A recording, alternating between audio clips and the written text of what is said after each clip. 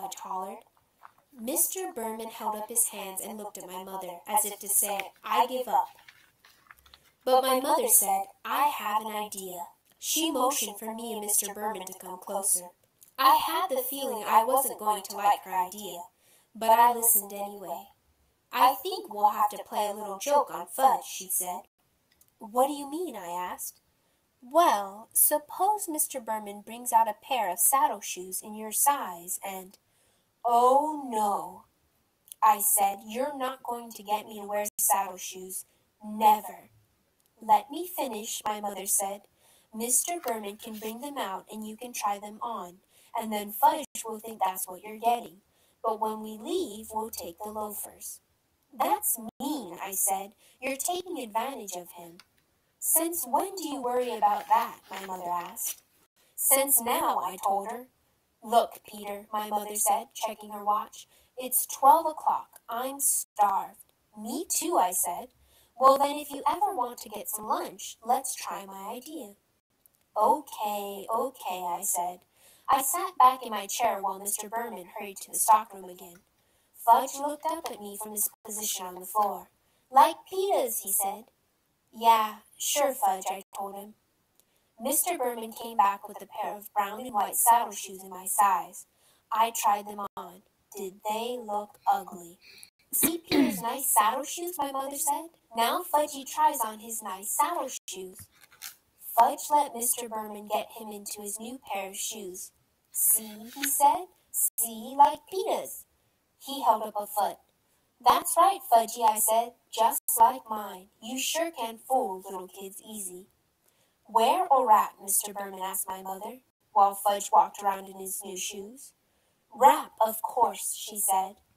I wondered what my mother would tell Fudge tomorrow when I wore my new loafers. Oh, well, that really wasn't my worry. It was her idea. When Fudge was back in his old shoes and our package was ready, Mr. Berman gave my brother a striped balloon. He offered one to me, too. I refused. How could he think a person in 4th grade might want a shoe store balloon? That wasn't so terrible, was it, Peter? My mother said as we left the store. It wasn't? I asked. Well, it could have been worse, my mother said. I suppose, I answered. We went to Hamburger Heaven for lunch. We sat in a booth. Fudge tossed his balloons around while my mother ordered for him and then for herself.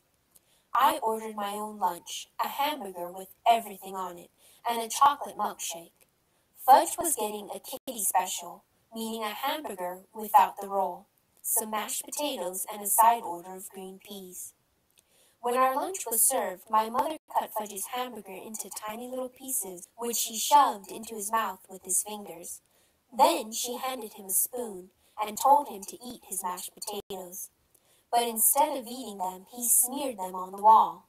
See, he said. I thought you told me he wouldn't behave like that anymore, I said to my mother. Fudgy, that's naughty. You stop it right now, my mother said. But Fudge sang, eat it or wear it, and he dumped the whole dish of peas over his head. I laughed. I couldn't help it. He looked so silly with the peas falling from his hair. And when I eat and laugh at the same time, I choke. So I choked on my pickle, and my mother had to whack me on the back, which gave Fudge another chance to spread mashed potatoes on the wall. That's when the waitress asked my mother, did we want anything else? No, thank you, my mother said. We have more than enough now. She wiped off the wall with her napkin and told Fudge he was very, very naughty.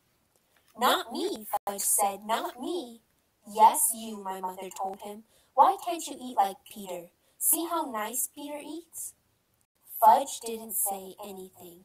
He just stuck his fork into his balloon. It popped and he screamed, all gone, want more balloon, more. Shut up, I told him. Can't you ever act human? That's enough, Peter, my mother said. She should have slugged him. That would teach that brother of mine how to behave in Hamburger Heaven. We took a cab home. Fudge fell asleep on the way. He had his fingers in his mouth and made his slurping noise.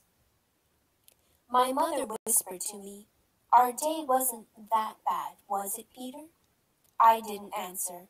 I just looked out the taxi window and decided that I would never spend a day with Farley Dresselhatcher again.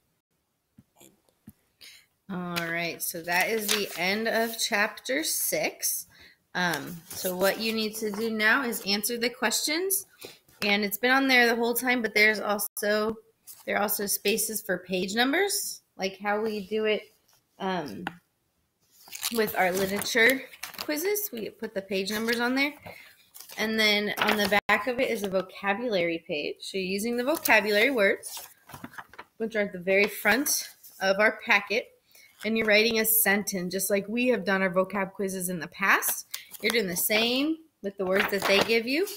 And they also give you the definitions at the front. So you're just answering the questions about chapter 6 and then using those vocabulary words in a sentence.